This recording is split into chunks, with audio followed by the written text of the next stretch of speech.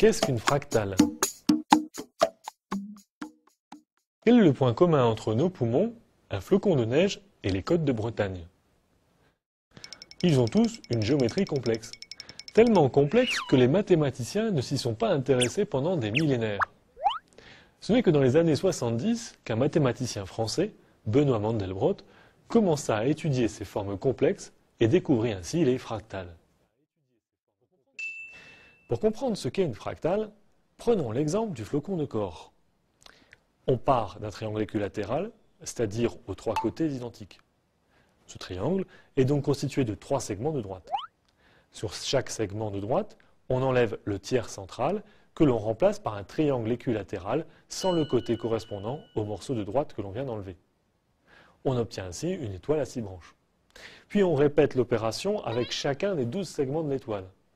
On obtient quelque chose qui commence à ressembler à un flocon de neige. Puis l'on recommence et ainsi de suite. Le flocon de corps est ce qu'on obtient quand on a répété l'opération un nombre infini de fois. Ce flocon a des propriétés étranges. Tout d'abord, si l'on zoome, à l'aide d'un microscope sur le flocon, on se rend compte que le même motif se répète indéfiniment à des échelles de plus en plus petites.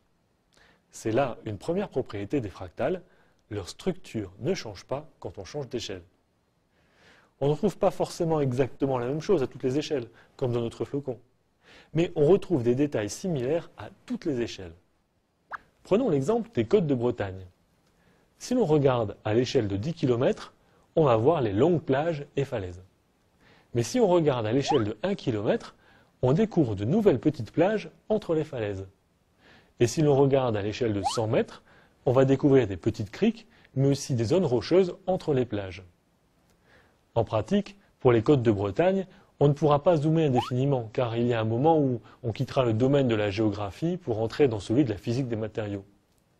Mais on retrouve bien sur plusieurs échelles des structures identiques, ce qu'on appelle l'invariance en mathématiques.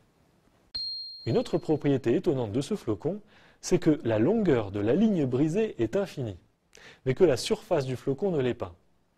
On a donc une surface de taille connue, entourée par un périmètre de longueur infinie. On observe la même chose pour les côtes de Bretagne. Si l'on fait une mesure grossière avec un instrument dont la résolution est de 100 km, on va trouver environ 500 km. Mais avec une précision de 1 km, on va rentrer dans toutes les petites criques et on va arriver à près de 5000 km.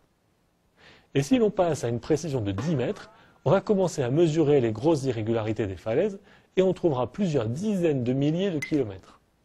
Plus la précision augmente, plus la longueur augmente. Pour caractériser ces propriétés, les mathématiciens disent que le flocon de corps n'est plus une ligne, mais pas encore une surface. C'est quelque chose d'intermédiaire entre les deux, qu'on caractérise par une dimension non entière. La ligne tient dans une seule dimension, la surface a une dimension de 2, et bien le flocon de corps a une dimension de 1,26.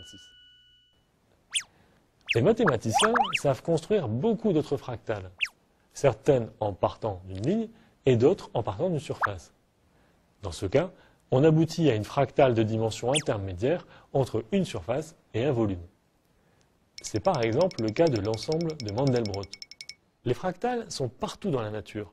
Les brocolis, les flocons de neige, les réseaux de rivières, les vaisseaux sanguins dans les poumons, l'ADN, les nuages, les arbres, les fougères, la surface d'une montagne sont autant d'objets qui ont été modélisés en utilisant des fractales.